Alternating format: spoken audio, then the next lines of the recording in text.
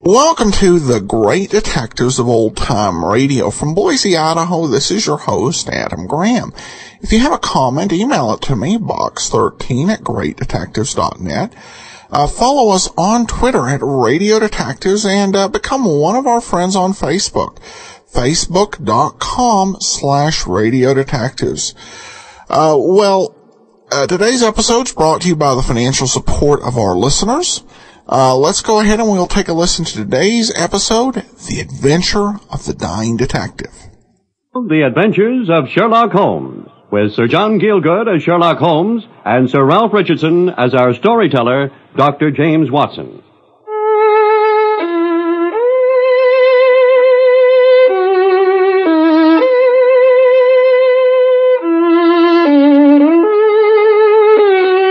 Oh, Dr. Watson, he's dying. It's Mr. Holmes, sir. He won't last through another day. What shall I do, Doctor? Oh, heaven help him. Mr. Holmes is dying.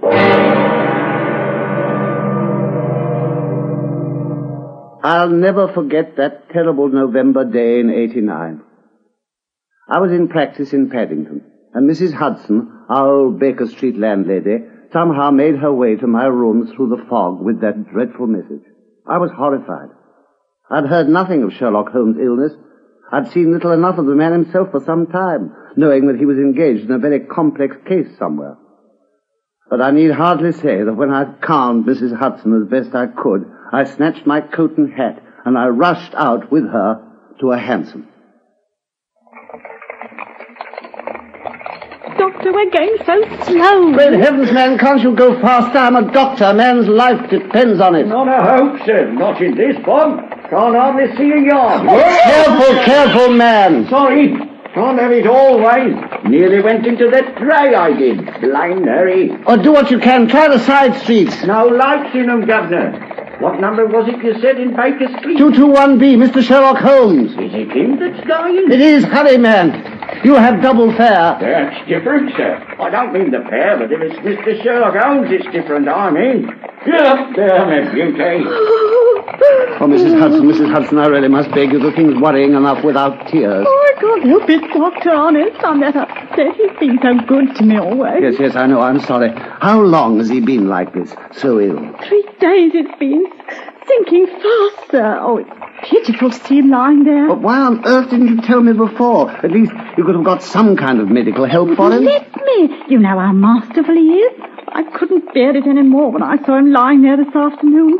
Then bones sticking out of his face and his great bright eyes staring at me. Oh, he'll never get out of his bed again, Doctor. Oh, pray heaven I can do something to prevent that, Mrs. Hudson. I told him I wouldn't bide another minute. I was going to fetch a doctor with his leave or without, I said. And he said, let it be Dr. Watson, then he said. So I come, sir. Thank heaven. What's he been doing lately? Do you know? Oh, I never do, sir. But he did say something about a case down at Rotherhithe. The river and this fog. He's picked up some infection. That's my beauty. We've nearly done it, sir. There's 221B Baker Street. Heaven bless you. Now, take this sovereign, Mrs. Hudson, and do you settle with the driver while I run straight upstairs. Very good, sir. Here we are, sir. Well, my old beauty. This is it, sir. Well, now, my beauty.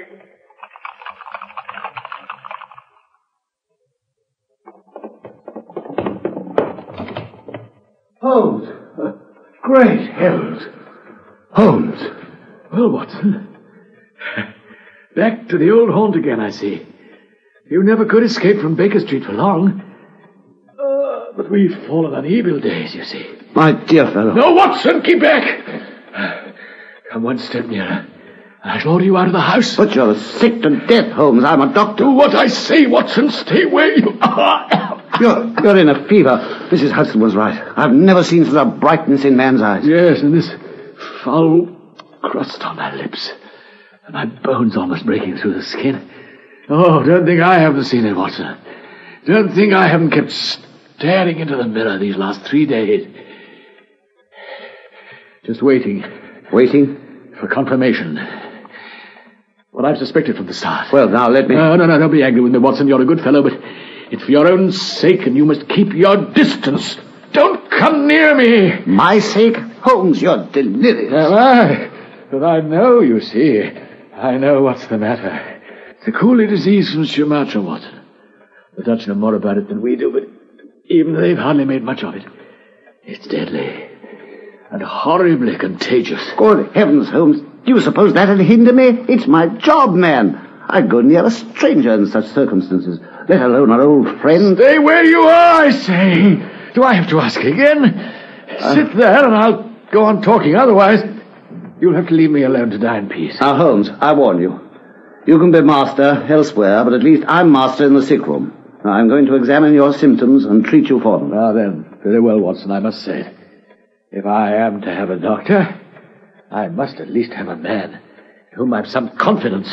You've none in me, then? Oh, in your friendship, of course. We've been through so much together. I know your worth, man, but... Well, facts are facts. And your experience is very limited. And your qualifications rather mediocre, Watson. I see. Do you think I wanted to say that, old friend? I hated to do it, but I had to. Forgive me. Yes, of course. But if you've no confidence in me after all we've been to each other, I won't intrude my services for a moment. Oh, Watson. Yes, but at least you'll permit me to bring someone else, then. I can't sit here and watch you die, even if you have hurt me so abominably. Now, let me bring Penrose Fisher, any of the best men in London. You mean so well, Watson. You always did. You want me to demonstrate your ignorance? What do you know of Tapanuli fever? What do you know of the Black Formosa corruption? I admit I've never heard of either of them. You see, there's so many problems of disease in the East, Watson. I've learned so much lately. That's how I became infected. It was a case among some coolies at the docks. You can't do anything. I can. I've suddenly remembered. Aintree's in London. He's the greatest living authority on tropical disease. I'm going to fetch him, Holmes, this instant. Watson! Stay where you are! I'm not dead yet, and you won't pass this door while I've strength to stand up in front of it. Great heavens, Holmes! There, you see? It's locked, and you won't get this key from me by force, Watson. I've got you, my friend. Holmes, this is insanity. Is it? Those are the final symptoms, I believe. Stand over there a little. Is there by the table? Let me pass round you to get back to bed. Oh, Lord, the pain. At least, let me give you some water. I daren't. I can reach it if I want it. You shall have your way, Watson, if you'll just have patience. Only give me a moment to get my strength. I seem to have no choice. I'll let you go, Watson. Yes. In a quarter of an hour, I'll let you go. But you'll seek help only from the man I choose. Is that clear? As long as I can bring someone. Yeah, you shall, I promise. There's only one thing. Just one thing, old friend. Well, what is it? I'll do anything.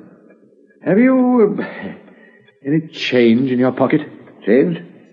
Well, I think so, yes. Any silver? Yes, a good deal. How many half-crowns? Half-crowns? Yeah, quickly, count them, Watson. Why, 5. Too few. Too few? Too few for what? Oh, but we must do what we can. Quickly. Put them all into your watch pocket, Watson. And all the rest of your money in your left trouser pocket.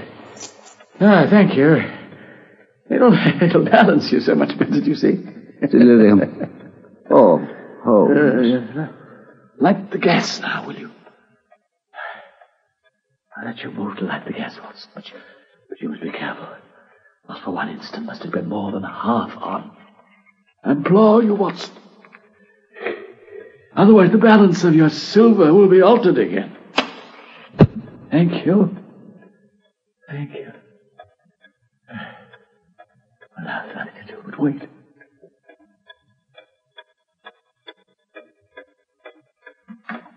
What are you doing, man? Nothing. I'm just putting the matches back on the table. Hello. Curious little ivory box. Put it down, Watson! This instant, you hear? My dear Holmes. I hate to have my things touched. You know that? Oh, you fidget me beyond endurance. You, a doctor, you're enough to drive a patient to an asylum. You'll find the sugar tongs on the mantelpiece. Sugar tongs? To lift the box, man. Yes, that little ivory box. Set it closer to me, here, where I can watch it. So, you see, it might be full of oysters. Oysters? Yeah, of course, they're so prolific, Watson. Everywhere. Yeah, but I think you wanted to go now that your silver balance is... Anywhere to get help for you. Yeah. I can't bear to see you like this, Holmes. Very well. It's time now. You can go and fetch Mr. Culverton Smith to me. Number 13, Lower Burke Street. Culverton Smith?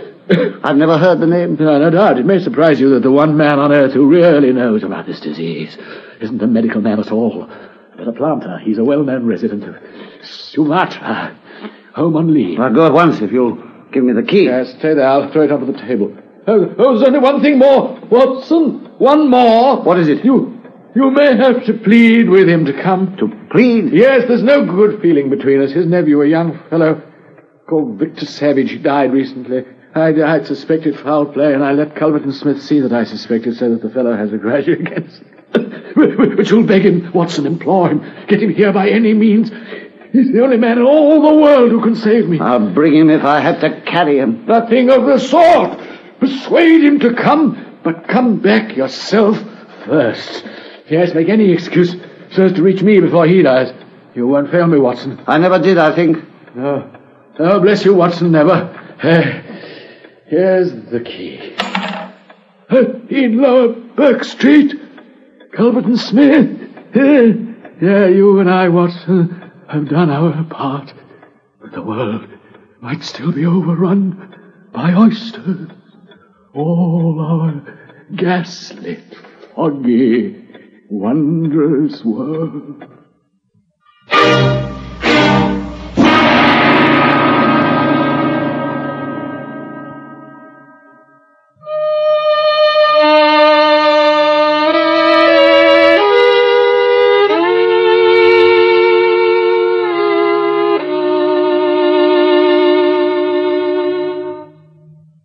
So, with a heavy heart, shocked at the wreck of that magnificent intellect, I left him babbling like a foolish child.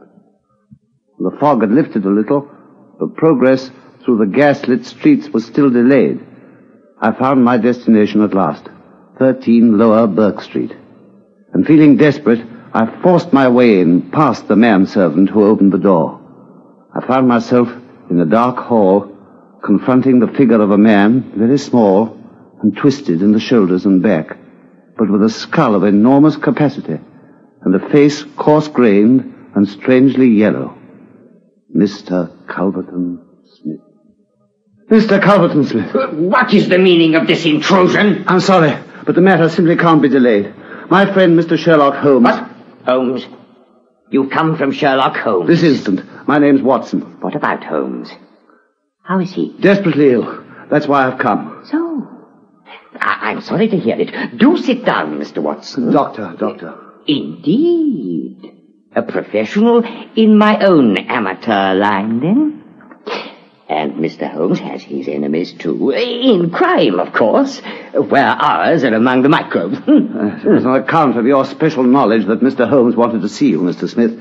He's a high opinion of your skill in Eastern diseases. Indeed.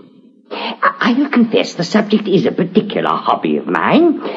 But, why did Mr. Sherlock Holmes fancy this disease of his was, Eastern... He's been working on a case among some Chinese sailors down by the docks. Ah, that's it, is it? Well, we must trust that the matter isn't as grave as you suppose. How long has he been ill? 3 days. Is he delirious? I'm afraid so, quite severely. It sounds serious enough, then. I'll come with you at once. Oh, thank you, but I'm afraid I've another appointment, Mr. Smith. You'll find the street door ajar. His landlady may not be back. Now, I must hurry, Mr. Smith. Oh, very well. I'll go alone, then. I know Mr. Holmes' address. You can rely on my being there within half an hour. Thank you. Good Thank you. evening, Good Dr. evening. Watson. Good evening. A very good evening to you, sir.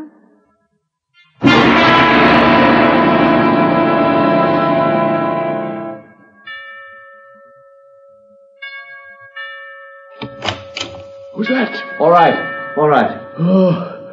Oh, Watson, that's good. Did you see him? Yes, he's coming. Admirable. You're the best of messengers, my dear Watson. He wanted to come back with me. Ah, that would never have done, Watson, would it? But why? Well, he asked what was wrong with me, of course. Well, I told him about the Chinese in the East End. Exactly. You've done all that a good friend could. I'm very much obliged. Well, now you must disappear from the scene entirely. I must wait and hear his opinion, Holmes. You can't deny me that. Oh, yes, of course you must. I wouldn't dream of depriving you of it, but he's such a curious fellow, Watson. I've reason to believe his opinion will be more valuable if he thinks that he and I are quite alone. I believe there's just room for you here. Here, behind the head of my bed, I think. My dear Holmes. Yes, there's no alternative, man. The old room doesn't lend it so much to concealment, does it? Quick, Watson, if you love me. Do you hear what I say? But there's a cab drawing up. What? I must say, Holmes, that if it weren't For heaven's sake, quick, keep quiet. Don't speak. Don't move, whatever happens. Just listen, Watson. Listen with all your ears. Well, if you say so, but this is really hardly dignified. He's coming, man. Quiet now.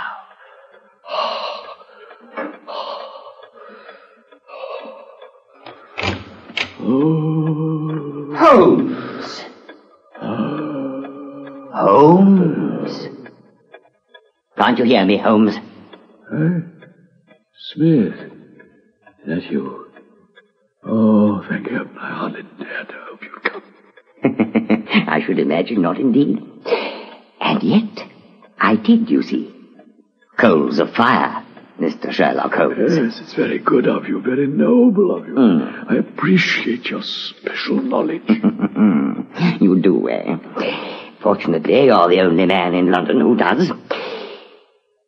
You know what's the matter with you? Yes, the same.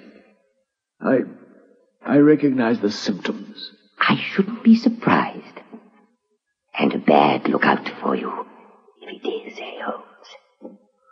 Poor Victor was a dead man on the 4th day. I knew you did it, Smith. Oh, you did you? Only you couldn't prove it.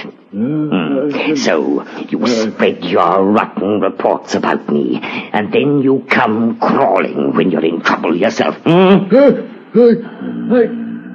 What sort of game is that for the great Sherlock Holmes to play?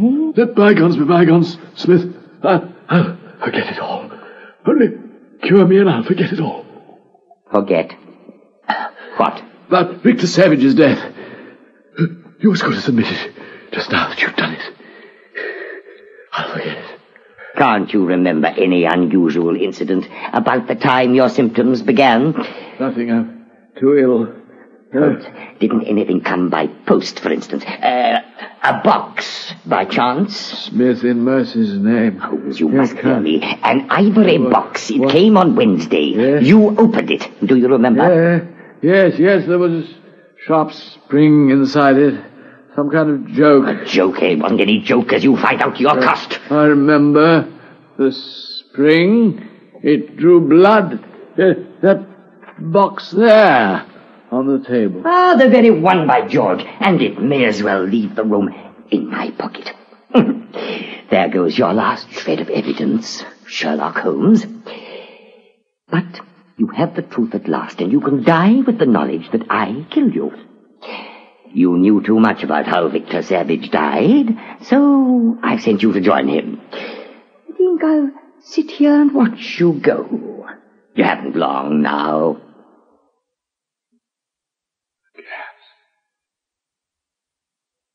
Turn up the gas, Smith. Please. Oh.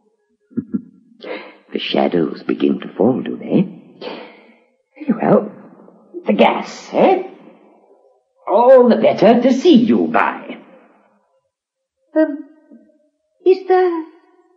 Is there any other little service that I can do for you, my friend?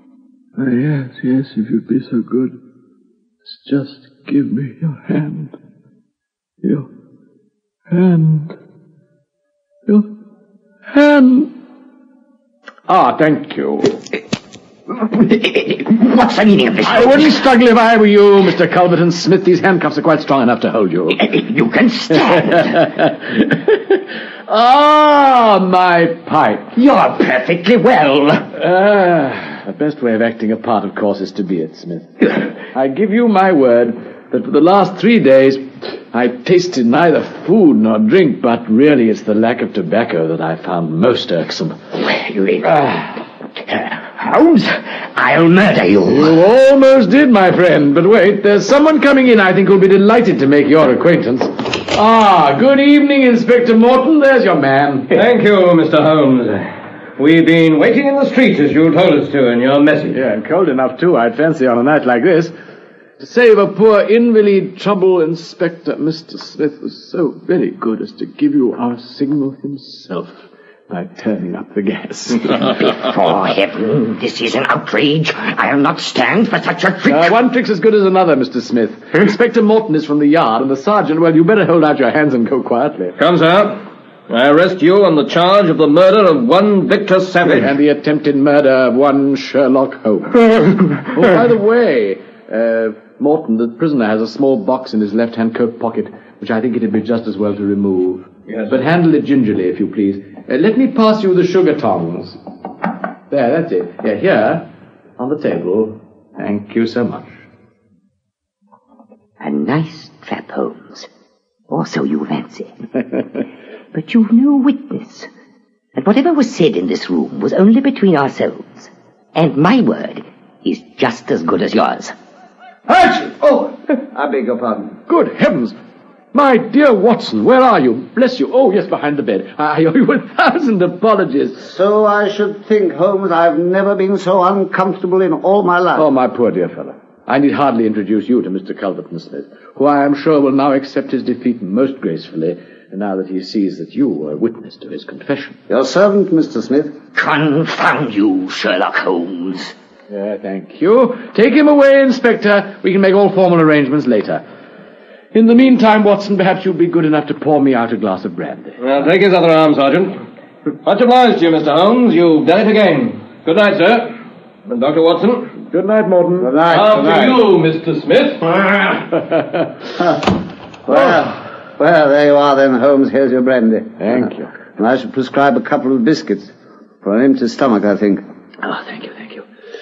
I never needed this more. I never forgive you, Holmes. You know that, of course.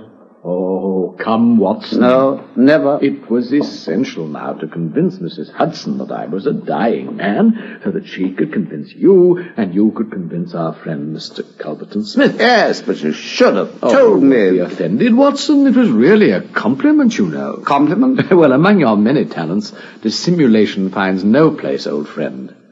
And you could never have impressed Smith with the urgency of it all if you hadn't really believed it yourself. But your whole appearance, your ghastly face, and those eyes. 3 days of absolute fast hardly improve one's beauty, Watson. And for the rest, well, a smear of Vaseline on the forehead, a little belladonna in the eyes, a touch of rouge on the cheekbones, and these crusts of beeswax around the lips. A very satisfying effect may be produced, I think. Malingering is a subject I've often thought of for a monogram. And a little occasional talk about half-crowns or oysters, for instance, and behold, a case of tragic delirium. Exactly. Yes, but why did you never let me near you if there wasn't any infection after all? Now, that was the unkindest cut, Holmes, it truly was. You said you'd no confidence in me. Too much, my dear Watson. What? Well, do you imagine I'd have no respect for your medical ability? Could I imagine for a moment that your astute judgment would pass a dying man who had no rise of pulse or temperature? My dear fellow. Well, if you put it that way... Of course I do. How else? At 4 yards I could deceive you, not a foot nearer. And who then would have brought Mr. Smith within my grasp? Ah, yes. Yes, but the little box, eh? That harmless-looking little ivory box. What is that? No, Watson, don't touch it, not even now. Can't you see the way the little sharp infected spring shoots out like a viper's tooth when you look down at it sideways? He killed his nephew with that device. The boy stood between Smith and his inheritance. He died horribly. Oh, still, I find it hard to forgive you, you know. You worried Mrs. Hudson and me inconsolably. Ah, poor Mrs. Hudson, I'll make it up to her. But you must admit, it was the work of a true artist. You must permit me my methods. Watson, you of all people. Holmes. Come, let me soothe your savage breast.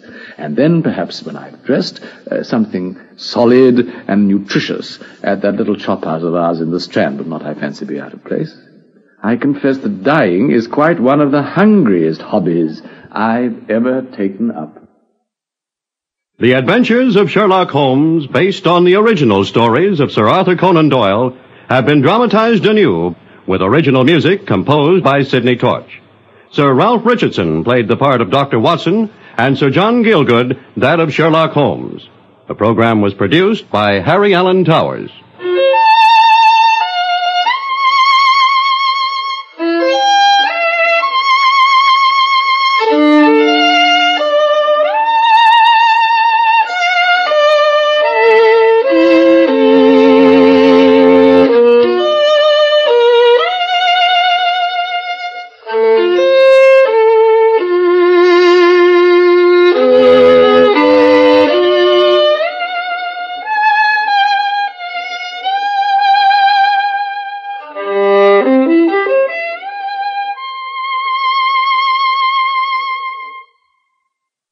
Welcome back.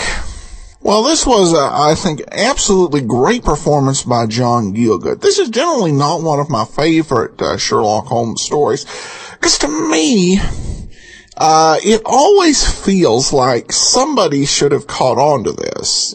If not Dr. Watson, then certainly the criminal. But, you know, I guess arrogance plays a role in that. But absolutely great performance in putting this particular story together and creating that sense of drama. So absolutely well done here.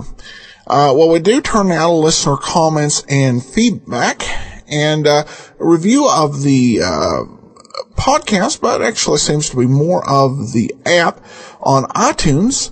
Listener C. Candy writes, a great variety of detective radio shows. I'm particularly partial to Sherlock Holmes, though was very delighted to be introduced to new shows. The host, Adam, gives energetic information and enjoyable listening to him. Must say I wish all my investments were this rewarding. Well, thank you so much. Glad that money for the app was well spent. We have a couple more. Brain Freeze 47 in the app reviews says ditto to another reviews. Who needs TV? Turn the lights down and allow yourself to drift through your mind. And and Cleveland Val says I've been listening for 2 years now. Adam does a great job with this podcast. We love it. And childhood member, Motoshika Justina says, love the app, gave you 4 stars, waiting for more shows and other improvements. I listen almost every night. And finally, we have this one on the Sherlock Holmes feed. This is from Dr. J. Todd. Great podcast. Thank you for your hard work. Audio programs like this for persons who are blind provide for great entertainment. Well, we're glad to be of service to you. And I appreciate so much everyone listening and taking time to leave their reviews over on iTunes, because it's such, so many people take a look at the reviews before deciding to subscribe to a show or purchase an app. So really, truly appreciate it. All right, well, that'll do it for today. We will be back on Friday with the second part of Call for a Columnist, and also the concluding episode of yours truly, Johnny Dollar, the Chesapeake Fraud Matter. In the meantime, be sure and follow us on Twitter at Radio Detectives. You can give us a call, 208-991-4783. We welcome your emails to box13@greatdetectives.net. But from Boise, Idaho, this is your host, Adam Graham, signing off.